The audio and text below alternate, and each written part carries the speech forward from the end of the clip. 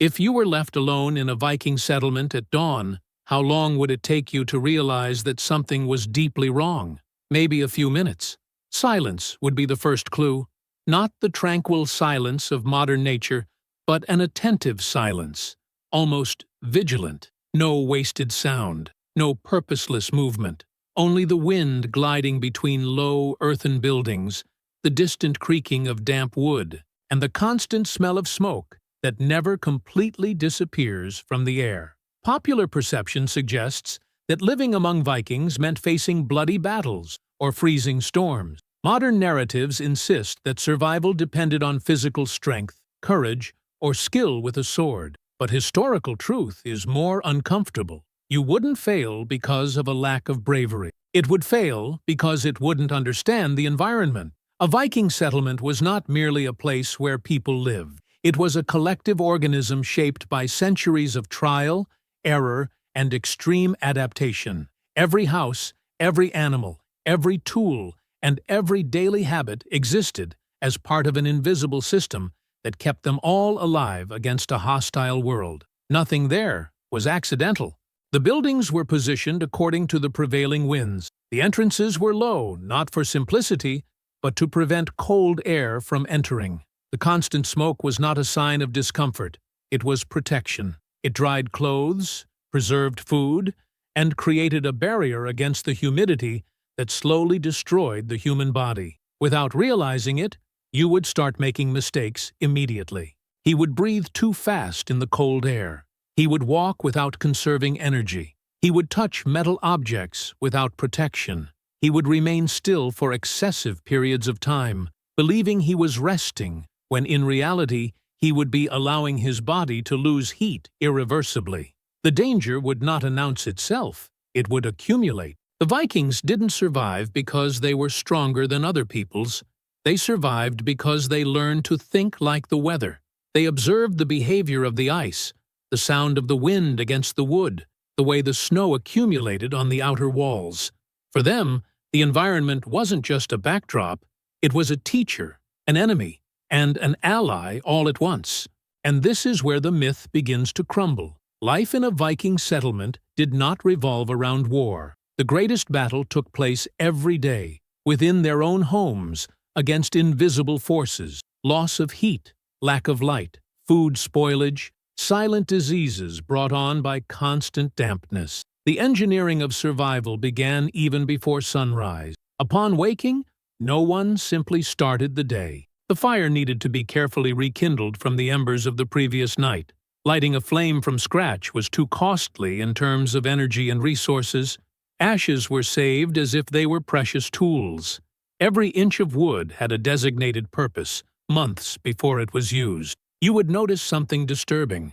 There was no room for improvisation. The modern world has accustomed humans to correcting mistakes quickly, adjusting the heater, changing wet clothes, fetching food in minutes.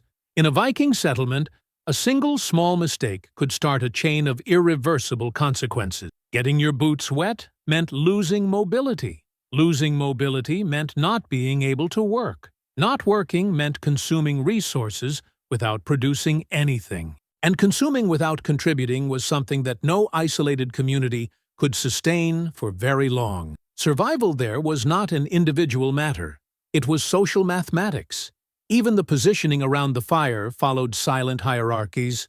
Warmer spots belonged to the most vulnerable or those most important to the group's functioning. Heat was distributed as a strategic resource, not as a source of comfort. Little by little, you would begin to understand something unsettling.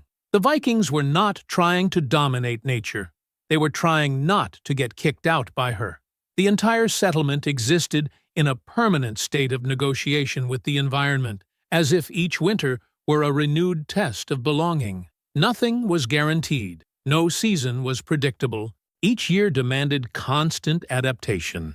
And while you were still trying to figure out how to live there, time would already be working against you.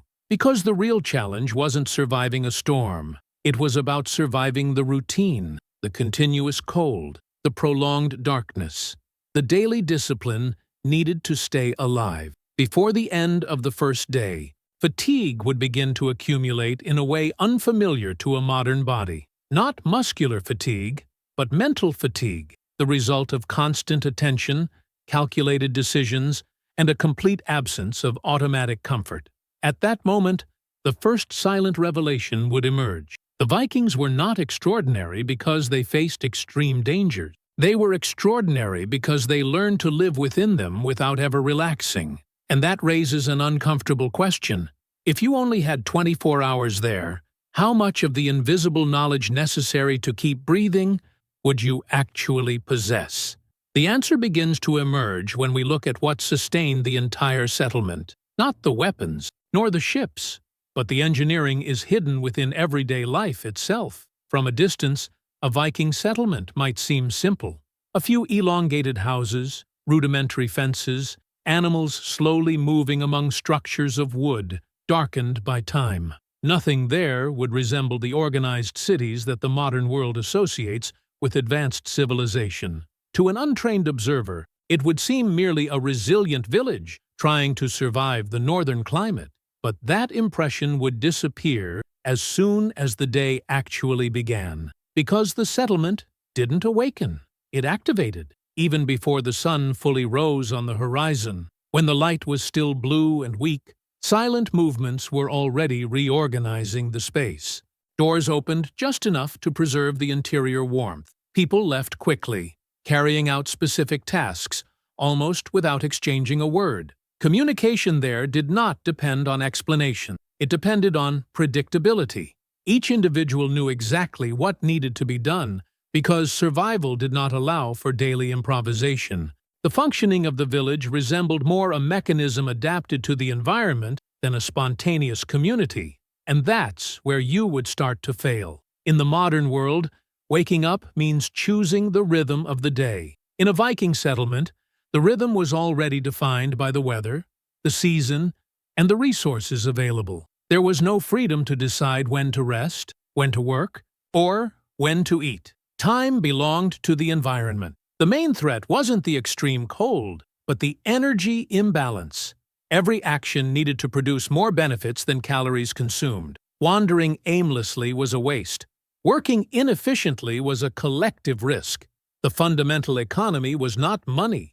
It was human energy. The Vikings understood something that has only recently been revisited by modern science. The human body is a limited thermal system. In cold environments, every movement needs to justify the caloric expenditure necessary to maintain internal temperature. You would notice this when trying to perform simple tasks.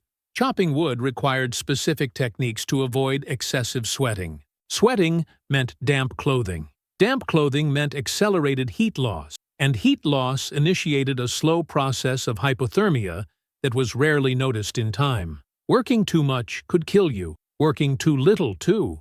This invisible line between exertion and conservation was mastered by the inhabitants from childhood. They viewed their own bodies as part of the natural environment. Breathing, posture, and rhythm were constantly adjusted to preserve heat and stamina. Even the way they ate revealed a profound knowledge. The Viking diet wasn't about variety. It was about stability. Fermented foods, dried meats, preserved fish, and high-fat products weren't cultural preferences. They were biochemical solutions to a persistent environmental problem. Fat meant prolonged survival. Fast-acting carbohydrates were rare. Sugar was practically non-existent. Metabolism needed to function slowly, producing continuous energy during hours of work in low temperatures. To a modern visitor, the food might seem heavy, repetitive, and even unpleasant. But each meal was nutritionally engineered and adapted to the climate. Meanwhile, the settlement itself continued to operate as an integrated system. Animals were not there solely for food. The positioning of the cattle helped to block winds. The animal's body heat indirectly contributed to the thermal stability of nearby structures. The manure served as fuel, insulation, and fertilizer. Nothing was wasted.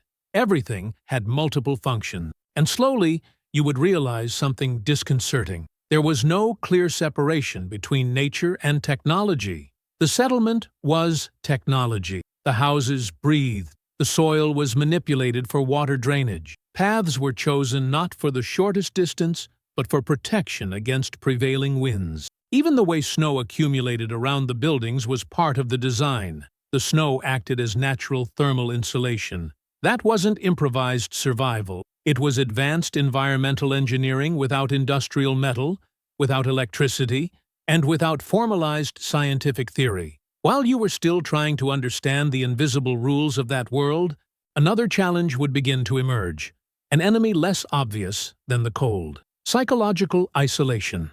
The Nordic winter brought short days and long nights that seemed endless. The prolonged absence of sunlight affected mood, sleep, and perception of time. The modern human mind, accustomed to constant illumination and permanent stimuli, would begin to react quickly. The silence would no longer seem peaceful. It would become heavy. Without distractions, without artificial noise, without mental escape, each person was forced to coexist with their own conscience and with the group around them. Emotional conflicts could not grow, because cooperation was a matter of direct survival. Social discipline was as vital as fire. And at that moment, perhaps for the first time, you would realize the true reason why 24 hours would be almost impossible to endure. It wasn't just the physical environment. It was the constant demand for mental adaptation. Living there meant abandoning deeply ingrained modern habits. Immediate comfort, individualism, excessive choice. Every action had to align with the collective functioning of the settlement. The village did not adapt to the individual. The guy needed to adapt to the village. And as the day slowly progressed toward twilight, bringing with it the most intense cold once more, a new reality would begin to emerge. Surviving the settlement during the day was only half the challenge, because the Viking night revealed completely different dangers, and ones that were much more difficult to face. When the sun disappeared below the northern horizon, the settlement changed its nature. During the day, the village seemed like an organized, almost predictable system. There were tasks, movement, a visible purpose. But as the light faded, another reality began to emerge, a reality for which modern humans are rarely prepared. The Viking night was not just the absence of light, it was a completely different environment to live in. Without artificial lighting, the darkness became absolute. There were no streetlights, lamps, or windows illuminating paths, only the irregular glow of internal flames escaping through small openings in the longhouses. Outside, the world plunged into dense shadows where depth and distance ceased to exist. Human perception was changing. It would take his eyes long minutes to adjust. Sounds would seem closer than they actually were. The wind against the turf walls might sound like footsteps. The creaking of wood in the cold would remind him of something moving outside. The modern brain, conditioned to constant security, would begin to interpret the unknown as a threat. And that reaction was not irrational. Nightfall amplified all the risks. Predators roamed the outskirts of the village. Wolves, foxes, and even bears could approach, attracted by the scent of animals and food scraps. The cold intensified rapidly after sunset, turning any simple mistake into immediate danger. Going out alone wasn't just uncomfortable, he was reckless. Therefore, the true center of the settlement became the interior of the longhouse. There, dozens of people shared the same space, organized around a central fire that could never be extinguished. The smoke rose slowly towards the ceiling, creating a permanent fog inside the structure. To a modern visitor, it would seem suffocating. Their eyes would burn. Their breathing would be heavy. But that smoke had a vital function.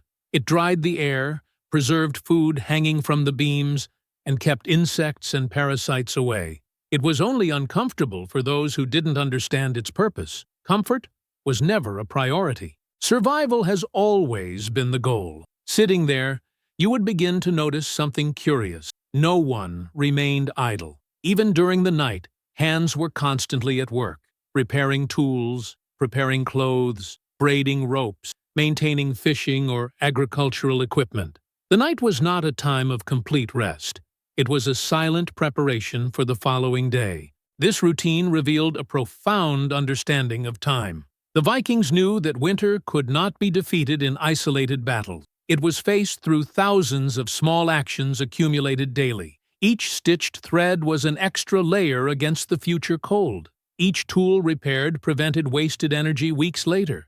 Each story told passed on essential knowledge to the next generation. Yes, stories. Because while the manual labor continued, narratives circulated around the fire. Not just entertainment, but collective memory. Accounts of journeys, storms, failures, and successes served as living survival manuals. Oral tradition was cognitive technology. This was how the settlement preserved knowledge without book.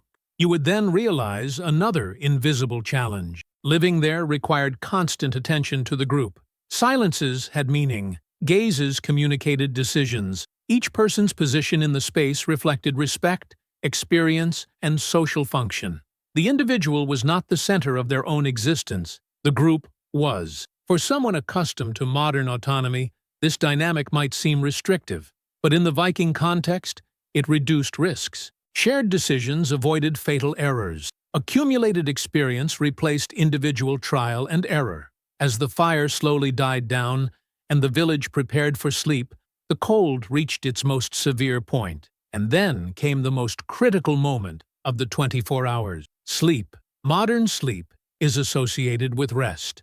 In a Viking settlement, sleeping was an exercise in thermal survival. People slept close to each other to conserve heat. Layers of fur, wool, and straw created insulation against the frozen ground. Even so, no one slept soundly for long periods of time. The fire needed to be monitored. Animals could become agitated. Storms could arise without warning. Rest was light, attentive, almost vigilant. You would feel your body tired, but unable to fully relax. The cold would slowly seep through the layers of clothing. The constant smell of smoke would permeate breath and skin. The silence outside would weigh on the mind in an unexpected way. And then would come the most disconcerting realization of all. The Vikings didn't survive because the environment was bearable. They survived because they never forgot that he was dangerous. Constant vigilance was part of life. Throughout the early morning hours, as the wind battered the walls of the longhouse and the fire breathed in low flames, his modern body would begin to show clear signs of exhaustion. Not just physical, but psychological. Lack of genuine comfort, lack of privacy, lack of control over one's own pace. And at that point, even before the 24 hours were up, the inevitable question would arise. Perhaps the real challenge was never learning how to live like a Viking, but to accept a world where survival demands total presence all the time. As the first light of morning began to return, revealing once more the frost-covered settlement, only one last revelation would remain to be understood. Because the greatest secret to Viking survival lay not in the cold, nor in engineering, nor in human strength. It was in the way they understood their own place within nature.